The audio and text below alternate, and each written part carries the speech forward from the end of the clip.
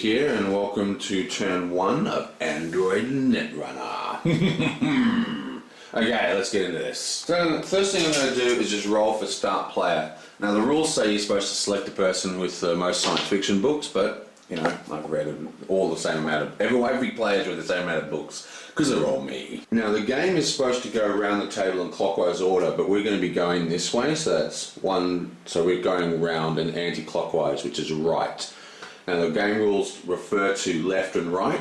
What they're talking about is clockwise and anti-clockwise. You'll see how it works in this thing. So when I'm going from the right, the game rules is telling you to go from the left because I'm going anti-clockwise. Anyways, that's 4. 1, 2, 3, and it's good old Robocop is number 4. So we pick up his little marker and we're going to place it here on the murder. And we're going to give him the first player marker. Oh, never fails. As soon as you start filming, the phone rings. Okay, so now what we do, each character draws 2 light cards and then a dark card from the character who's next in line, or the character to the left, in our case right. So, she gets 1, 2, and then she takes Raymond's card because he's next in line. 1, 2, Caprice card. She gets her light cards and a card for Floyd. Floyd gets 2 cards and a card for Lewis. And Lewis gets 2 cards and a card for Rochelle. Now, Rochelle has a starting advantage. Not only does she have all you know, it's because all the characters have various things, we'll go into them when their turn starts. But her turn is that she starts the game with 2 extra cards. And in this game, when you draw cards, you're allowed to draw them from any deck, as in you can draw them from your light deck or any of the dark decks, which are these ones up here, except of course your own. Now remember, in this particular scenario, and this is unique to this scenario, the murder, because this is a really, you know, nasty murder with like a lot of seedy stuff going on, every time a player enters a seedy or ritzy location, they have to dark shift, and you'll see what that means in a sec. And the way you shift to darkness is that you move this way, okay? But when you play cards, you have to pay in light and dark shifting. Now the way to shift into the light, so when you play a light card, okay, that's a bad example. Okay, here's the one. When you play this light card, right, you have to dark shift twice, okay? That's what that means. But all the dark cards shift you into the light. So she's going to use this opportunity of the 2 extra cards to draw 2 more dark cards, so she has it easier to shift into the light. I think she's going to take one for Floyd, and I think she'll take one for the corrupt cop. So she has an extra 2 cards in hand, so she's got 3 dark cards. She's the biggest threat at the table at the moment. And just remember, every character has their Floyd memory card for the flashbacks. So Floyd's actually, everyone starts with 6 time, but Floyd actually starts with 7 because of his first directive. Just to recap his abilities, he can only play light cards during fights and he cannot gain trauma. Okay, he cannot play more than 1 light card per turn, and he can follow up a lead for 0 time. And lastly, he has to return to base on the 4th day, back to Hasbiroid for a tune-up. So there are his 3 directives as he has them stand right now. Okay, so Floyd's first move is going to spend 1 time and move into the Free Flyers Club and follow up a physical lead that he discovers there. Now, the way leads are followed up is, see how it's got like a purple on the back? A lead has to move, and it moves by the player to your right, or in this case left, okay? So the player whose turn it is before your turn gets to move the lead.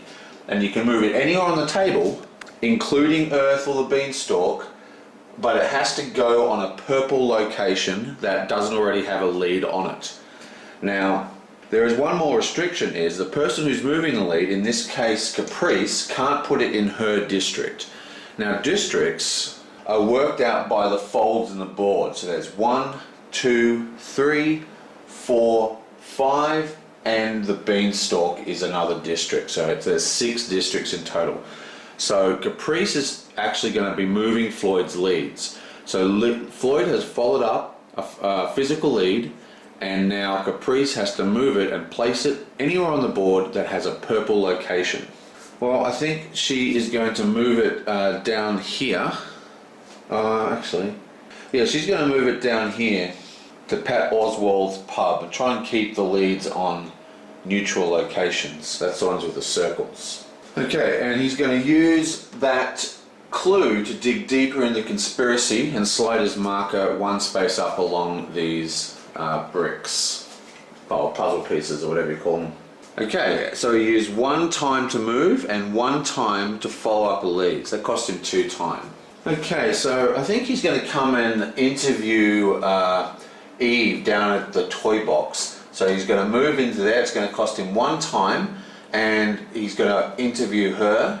So while he's following up this lead, again, Caprice gets to move it. Now the toy box is a blue location to another blue location that isn't in her area, in her district. And I think she's going to move her into the Midway station on the beanstalk. And this is a good place to put people, I think, because the beanstalk's quite time intensive to get through. And he's going to use that to dig even deeper into the conspiracy. And again, that costs him 2 time. 1, 2. Now there's a couple of things to note. See this diamond? That denotes that this is a ritzy location. Now a couple of things happens. Firstly, the standard rules say that every time you enter a ritzy location, you have to draw a light card if you're in the position to. That means as if your hand isn't full. But because of the murder, every time we enter a ritzy or a seedy location, we also dark shift one. Yonk. Now this is going to really change the way the game plays, because like I was saying, to play light cards you have to dark shift. So this is the light card we just drew. This costs 1 dark shift. So to play this card, we can actually play it because we can shift 1 dark to play it, right? But what it means is that we're going to be shifting dark all the time, but we want to play these light cards, so we need to get a lot of these dark cards, because the dark cards shift us into the light. So what we're going to be doing in this game particularly, because of this murder rule, is we're going to spend a lot of the times in the seedier parts of the neighbourhood around the place to keep drawing those dark cards, to keep shifting us light. Now for his next move we're going to need the ruler. So we place it in the middle of the diamond and we move it around, and we see that it touches the other symbol. So he can actually move there, and that's exactly what he's going to do. So he's now going to come over to the Cumberland Archaeology, and he's going to follow up this lead, which is a red document lead. And I think Caprice is going to place that over here in the Sands ruins. Okay, and with this last lead, he's actually going to reveal some of the conspiracy. He's discovered something deep about the conspiracy here. And the first thing that happens is that he gets a baggage token. Now, technically, these aren't the best ways to get baggage tokens for Floyd, because in the first plot card he can actually choose the outcome, but he's going to put down 1 bad baggage. And now he reveals the actual card. Now this is a good one. This allows him to move a lead, and it allows him to place a hit marker on one of the suspects. Now the problem with that is that he's going to tip his hand to who he thinks is not guilty. But there's so many characters, you know, it's just it helps. So we're going to actually play this. So you have the choice to discard this from the game and not play it. And if you do that, you don't get these events. So he's going to place this here and start figuring out how the murder's connected to things. Now once he's actually discovered the conspiracy and he draws the tile, you actually move down 1 as well. And I think we're going to place the hit out on Vinny the Strangler. The guy who's doing the hiring is trying to cover his tracks, so probably wants to hunt down and kill Vinny. And now he gets to move any lead that he wants and place it anywhere else that he wants, as long as it follows the placement rules. So, what he wants to do, he wants to get back to Hasbiro. He wants to stay around the home base, but there's no real clue. There's one clue here, he's kind of protected. So we want to place something over here. Boom, boom. Let's see. So he's gonna, this lead here is degraded into nothing, and he's gonna place this lead over here. Bam. And that took him another 2 times. 1, 2. And I think for his last move, he's just gonna follow that lead. Now he can move to the location. I'm pretty sure he can move to the location. Yeah, easily. But he can't actually follow that lead up because he's got no time left. And that's the end of his turn. And that is the end of Floyd. And now we have the copper's turn. What's he got here? Right, so he gets 6 time. Well, because of Caprice, there's quite a high amount of clues for him here. And he's lucky enough to start at the NAPD because, you know, he's a cop. So the first thing he's going to do, so he's lucky enough to start with, there's a witness already in the jail. So he's going to interview this guy straight away for 1 time. Okay, so Rochelle's up here on the moon. And there's only one green, all the green locations are here, but the thing is Floyd is right there. He's going to just suck them all up so quickly. So I think we might move him and place him all the way down at the old war memorial, which is another green location, of course. Now, he's not going to dig into the thing. He's going to use it to draw a piece of evidence and place it on the board. And then he's going to place, boom, the other sergeant, well, the smart spy possibly. And that cost him 1 time, because remember, he didn't move. Following up a lead is 1 time, moving is 1 time. So now it's his move. He's going to come down here to the Strawberry Apartments. Rochelle is going to move this lead and place it, I think she's going to place it here at the High Tensy residence. Actually, she's going to place it there. And he's going to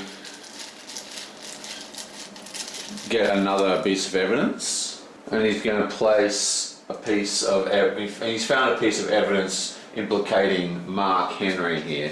And that cost him 1 movement, 1 to follow up a lead. He is then going to move to the Blue Rice Stadium, which is this location here. Firstly, he entered a ritzy location at the stadium, so he has to dark shift because of the murder rule, and then he has to draw a light card. Now that he's at that location, he's actually going to play a light card from his hand, which says, "Come on, you'll like this place." Okay, but it better not be one of those seedy dives you're always taking me. No, not at all. This place is classy. I'll pick you up at 7, okay? Okay, see you then. Bye, Lewis. Blaine out the phone with a grimace. Great. So much for all-you-can-eat chili cheese fries at Jack's Diner. Okay, and this is the effect of this card. What it says here is, play during your turn while Sarah is alive. Take an unused Sarah favor token and place it on any ritzy location. You may spend 2 time there to gain that favor. The first thing you need to do is check that Sarah's alive, and as you can see, she is alive. So what we're going to do is play this card, and now this card places one of her favour tokens at any location, and we're going to place it at the stadium. So he's basically taking her out to a ball game of some sort. Now here's one of the weirder rules of this game. Basically, as I've said a few times now, when you play light cards, you shift into darkness. Now this costs 0, so this doesn't actually cost any shift to do. But see how the card is orange? Not the back, because they're all orange, but there's 3 different types of coloured cards. There's orange, there's green, and there's blue. And these match the various plot cards. You see, in his case, he is actually doing the Sarah plot, which is all about Sarah. That's why this card is about Sarah. So these match, they're both orange, which means that you can choose to increase or decrease by 1 the cost of the card. And we're going to choose to increase this by 1. So to pay it costs 1 dark shift. Yunk, like that. Now it gets discarded. And now that he's played that card, he's played a light card, which means he flips him over and he's now in a good mood. Now, I've kind of miscalculated a little here because he moved and then he played a card that only gives him 1 time. It takes 2 times to get that favour, so that was a bit of a mistake. I got confused because I did a search here. We started at 6 and then we looked up a clue, then we moved, then we looked up a clue, then we moved, and we cast a card, and now we've only got one time left. So yeah, he hasn't got the time to follow that up for 2 leads. So I think he's actually going to pass. That was a big screw up by me. Oh well. So pass and finish his turn. Okay, so it's Rachel's turn. Right, what's she going to do? She's up here on the moon, and I think the first thing she's going to do is just move down here to Armitage Software. Now remember, he moved into a seedy location, so he has to move to the dark side, and he has to draw another dark side card.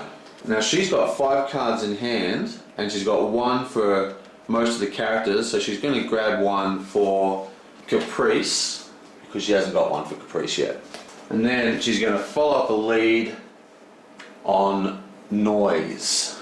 Okay, so the copper gets to move it, and he's going to place Noise at Envy's Electronics here. Remember, it's got to go from blue to blue. And Rachel is going to draw an evidence chip. Now remember, I'm going to keep all the evidence chips and the evidence cards for the characters hidden for you, just so when we're revealing it's a little more exciting. You can try and guess who they're trying to do as well. Okay, so this is a witness testimony, so it has to go on the witness markers, right? So she is also going to place her testimony on the sergeant. Now, this can mean a few things. Remember, the cop placed testimony on here, so one of these people is most likely thinking they're innocent and the other one most likely thinking they're guilty, or something like that's going on, because why are they putting evidence on the same person? That's pretty interesting. Still, she's at Armitage, which is a seedy location, so she's now going to cast this card, which costs a dark shift of 2. This guy's not even a challenge, a friend in need. Let me tag along this time. She looked down at him. All of his eyes were surprisingly blue. Please? Alright. Really? Sure, he'll probably try to buy us off. Not exactly a hard case. So this is a fight. Now this is unusual because this is actually a light card. Fights are usually played on you. And what happens with a fight is there's 2 responses. You can have a light response or a dark response. And when you play them on other people, they can't look at the card. But because we're playing this on ourselves, we can look at the card. And we are going to choose dark. We gain less money, but we get to just shoot him in the head. But before we can actually do that, we need to pay the cost. And you might note that this costs 2 to dark shift. But also, just by fluke, this actually matches our current plot color, which is blue. So we're going to reduce the cost of this by 1. So we spend 1 dark shift to pay for it. And we chose the dark response, so we get $2,000, which takes us to $4,000. Playing the card also costs a time. And finally, because we played a light card, we actually gain a good baggage, because it says here, gain 1 good baggage each time her money increases or plays a light card. So we actually played a light card, so we got 1 baggage, and our money increased, so we got 2 good baggage. It's a good start. Now you might notice that this said if we chose the light we would have got more money, but it says and 1 greed. You'll note that we have greed written here. That would mean that you would gain a bad baggage. Okay, you might have noticed a clue here.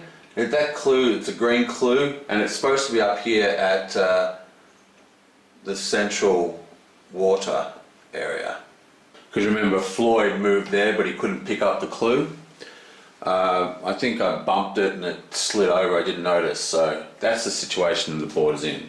Anyway, so she's got 3 more time left, but what she is going to do is, because she's going to play another light card, which this one has a 0 cost. Now she could increase it, but she doesn't want to, so she's going to spend 0 to cast it. And as you can see, that means she can cast it because she's maxed out. This costs 1 time. And what does it say? Put the poison gland under my fingertip, a friend in need. She looked at her finger. It looked the same. Not a bit different. Hard to believe that. Well, it's hard to believe anyway. Am I really going to use it, she wondered. Ray! New Angeles to Ray! Sorry, kid. What were you saying? Okay, this is a cyberware, which means that it's like a device that goes on the table and it's always in play until it gets discarded or destroyed. Spend $1,000 while you're at the robotics lab or Armitage Software, which is where she is. Place this card face up in front of you. While it's in play, you may discard it while in a suspect's location to place a hit on that subject. Okay, so basically, she's got a way of, damaging someone. Okay, we'll just stick that there. And of course, she just played another light card, so she gets another good baggage. And of course, that costs her $1,000. Yunk, so she's at $3,000 now. I think she's going to start heading out of the moon. So she's going to go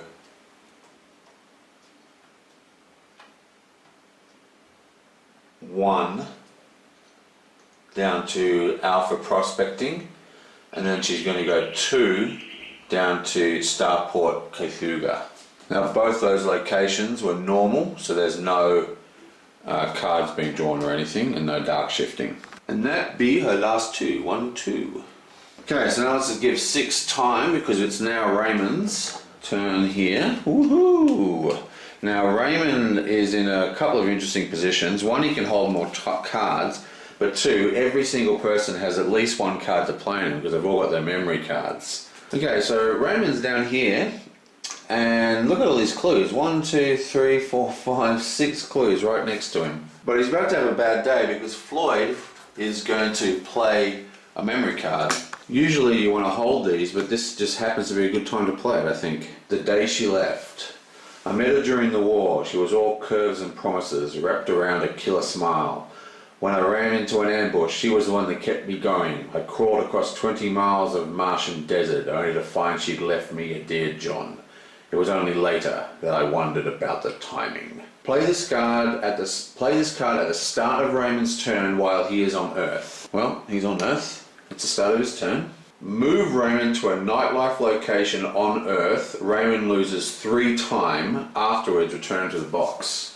So, he basically had a bender and wakes up with a hangover. And Floyd's going to move him to this nightlife location here. Nightlife are purple locations. So he's going to move there. And this is a good place because now, not only has he lost 3 time, but there's only 2 clues he can follow up. There's 2 clues he can follow up here, but that's going to send him further into the middle of nowhere because there's nothing else around this whole area. Or he can move backwards into where it's full of clues, but he's not going to have time to do anything. So pretty brutal. So even before he begins, 1, 2, 3.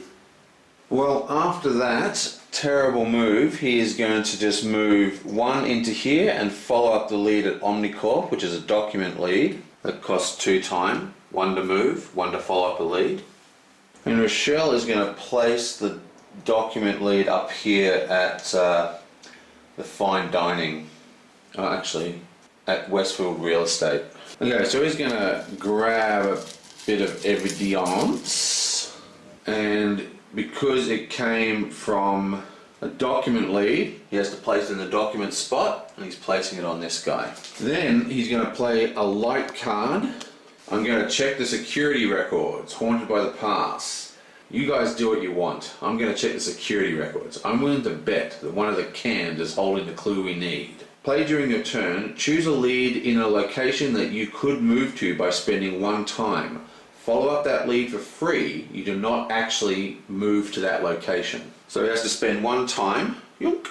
He also has to spend 1 dark shift to do this, but because this is a blue card and he's running the blue plot, he's going to turn this into a 0 cost, so he plays this for free and it doesn't cost a dark shift at all. And that allows him to take this evidence as if he'd moved there and follow it up for free, which is what he's going to do. I think Rachel is also going to place this out here at Adams Greens. There's no one really around there. And he's going to search for another piece of evidence. But instead of actually using this evidence, he's going to sacrifice it. So it goes back into the pool. there you go, he gets a piece of good baggage, because that's how he gets good baggage in this first thing, is by sacrificing evidence. He's so distracted in his self-absorbed craziness that he's missing clues. Okay, so Caprice. Yoing! Okay, so it's Caprice's turn. She's going to use her first move to come over here and follow up the A+ Athletic Club clue, which is a fingerprint clue on a blue location. Floyd's down in this district, so he's going to get to move it. And I think he's going to move it all the way over here to the guns and ammo. So that's one to move, one to follow up a lead. And she's going to use this yonk to advance up one, digging deeper. For her second one, she's going to move to Pat Olsen's pub, which is a purple lead. And I think Raymond's going to place this all the way up at Wayside. Bam, up on the moon. And again, she's going to use that to dig deeper. Then she's going to use another time to move down here to Livy University. But before she gets to do anything, we're going to play our first dark card. Ooh, Raymond, you're so evil. So Raymond's got a Caprice card, and it's 2 shifts into the light. So it shifts him twice into the light. 1, 2. The tech wants to run some tests on you. Property of Jinteki. She turned the disc over slowly, hands shaking. The data was irrelevant, but there, catching the smoky light, a fingerprint. This could be important. This could be... Her earbud buzzed. Mrs. Sun, you will please report to Jinteki headquarters immediately. Play when Caprice enters a location. Caprice must immediately move to Jinteki. If she does not have a warrant there, she must first discard all of the light cards in her hand. So she has to move all the way back to Jinteki, where she started. She does have a warrant there, but of course she still used the one time to move. And well, that's that. Since she's at Jinteki, she's going to spend some time and use some of her corporate influence and play this card, which is a light, obviously. We'll call in some favours. Property of Jinteki. She bowed and waited until he gestured for her to approach. The garden was still and peaceful. Well, I have a promising lead, sir, but since I'm not the chairman held up his hand. Enough. I shall see to it that you have everything you need. Play during your turn while you have a warrant at Jinteki. Gain 1 corp favour and 1 normal favour of your choice. But before she does that, she actually has to pay the cost. Now you'll note that this is a cost of 3. And you'll also note that her plot is orange, so she can't modify the cost. But there is another thing you can do. You can then discard cards from your hand to reduce that cost. Okay? So she is going to discard this card here, this white card, to reduce the cost by 1 and make it a dark shift by 2. 1, 2, that's now paid for. And she's going to take a corporation and a political token. Okay, well there it is. That is the end of turn 1. Whoa, what a massive effort. Hopefully that's going to get a lot smoother. As you can see, it actually the flow of this game does get quite fast once you know what you're doing. These turns should get good, but that is the first turn. So just to have a bit of a recap, not a lot happened. We did get a few bits of evidence being surfaced. So basically we had a piece of evidence put on Thomas by Raymond, and Raymond gets good baggage for discarding his tokens. So why would he put one on there? I mean, what could that mean? And over here, 2 different characters put evidence tokens on the sergeant, but only one of them has a guilty verdict for her, so that's a bit odd. We also got a little bit of evidence over here for Mark, but it went into the weak pile, which is odd. You usually want to always put everything in normal because it doesn't get sacrificed. Also, we had Vinny's been marked for death, so lots of stuff going on there. But I think the biggest stuff is going on with Raymond. Raymond still lamenting over the problems with his missing friend, drinking all night, waking up late. He can't even follow the clues he finds. He loses them and stuff. He's an absolute mess, poor Raymond. Well, Anyway, that is Android. I will see you guys next time.